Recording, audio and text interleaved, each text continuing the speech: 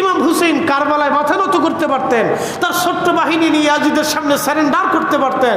কিন্তু এই মুহররম মাসের 10 তারিখে ছেলে হারাইলেন, কন্যা হারাইলেন, স্ত্রী হারাইলেন, সন্তানদেরকে জুদা করলেন, আত্মীয়রা শহীদ হলো, ভাতিজারা শহীদ হলো, ভাগিনারা শহীদ হলো, বংশের মানুষ শহীদ হলো, বন্ধুবর্গ শহীদ হলো, সাথীরা শহীদ হয়ে গেল, দেশের মানুষ শহীদ হলো, আত্মীয় স্বজন শহীদ হয়ে গেল।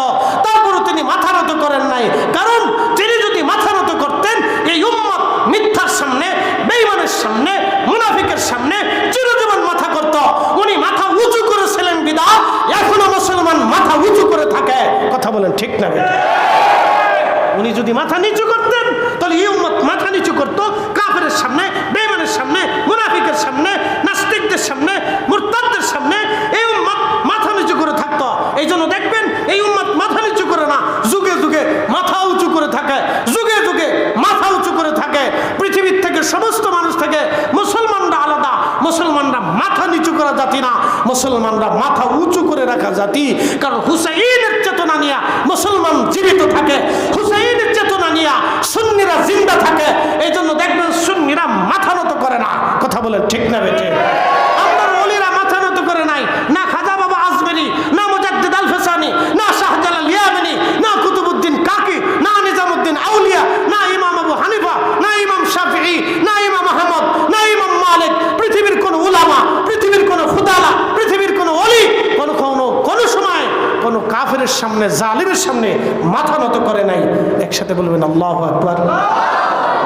একটাই কারণ, ইমাম হুসেইন শিক্ষা দিয়ে গেছে। এই জন্য ইসলাম জিন্দা হতা হে হার কারবালা কি বাত, কবি ঠিক লাগছে। ইমাম হুসেইন মাথা নত করলে ইসলামই থাকতো না।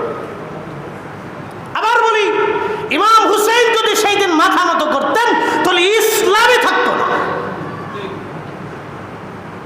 কিন্তু বড় আফসোস, বাংলাদেশের হাজার হাজার মসজিদে মুহররম মাসে ইমাম হুসেইন রাদিয়াল্লাহু আনহুর জন্য কোনো আলোচনাই হয় না, তাদের সম্পর্কে কোনো ওয়াজই হয় না। আপনি ঠিক করলে ঠিক, না ঠিক করলে ঠিক। বাংলাদেশে সারা মসজিদে পর্যবেক্ষণ করেন, 1000 মসজিদে আপনি পর্যবেক্ষণ করেন, 1000 মসজিদ দেখেন, বহু মসজিদের ইমাম সাহেব মুহররম মাস আসলে ইমাম হুসেইনের আলোচনাই হয় না। অথচ যিনি মাথা নত করলে ইসলাম শেষ হয়ে যাইত, তিনি মাথা উঁচু করেছিলেন বিদায় আজকে ইসলাম টিকে রয়েছে। উনি মাথা নিচু করলে ইসলামই খুঁজে পাইতেন না।